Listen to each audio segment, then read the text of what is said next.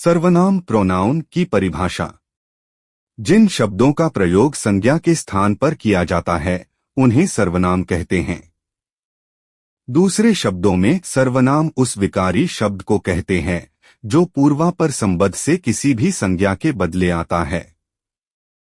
सरल शब्दों में सर्व सब नामों संज्ञाओं के बदले जो शब्द आते हैं उन्हें सर्वनाम कहते हैं। सर्वनाम यानी सबके लिए नाम, इसका प्रयोग संज्ञा के स्थान पर किया जाता है। आइए देखें कैसे। राधा 7वीं कक्षा में पढ़ती है। वह पढ़ाई में बहुत तेज है। उसके सभी मित्र उससे प्रसन्न रहते हैं। वह कभी भी स्वयं पर घमंड नहीं करती। वह अपने माता पिता का आदर करती है।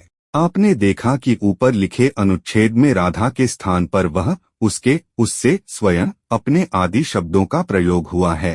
आथ ये सभी शब्द सर्वनाम हैं। इस प्रकार संज्ञा के स्थान पर आने वाले शब्दों को सर्वनाम कहते हैं। मैं, तू, वह, आप, कोई, यह, ये, वे, हम, तुम, कुछ, कौन, क्या, जो, सो, उसका आदि सर्वनाम शब्द हैं। अन्य सर्वनाम शब्द भी इन्हीं शब्दों से बने हैं जो लिंग वचन कारक की दृष्टि से अपना रूप बदलते हैं। जैसे राधा नृत्य करती है, राधा का गाना भी अच्छा होता है। राधा गरीबों की मदद करती है। राधा नृत्य करती है, उसका गाना भी अच्छा होता है। वह गरीबों की मदद करती है। आप, अपना, यह, इस, इसका, वह, उस, उसका। अन्य उदाहरण। 1 सुभाष एक विद्यार्थी है। 2 वह सुभाष रोज स्कूल जाता है। 3 उसके सुभाष के पास सुंदर बस्ता है। 4 उसे सुभाष को घूमना बहुत पसंद है।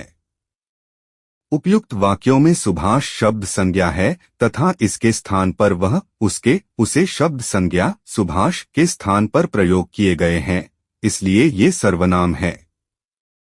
संज्ञा की अपेक्षा सर्वनाम की विलक्षणता यह है कि संज्ञा से जहां उसी वस्तु का बोध होता है जिसका वह संज्ञा नाम है, वहां सर्वनाम में पूर्वापर संबंध के अनुसार किसी भी वस्तु का बोध होता है। लड़का कहने से केवल लड़के का बोध होता है। घर, सड़क आदि का बोध नहीं होता, किंतु वह कहने से पूर्वापर संबंध के अनुसार ही किसी वस्तु का बोध होता है।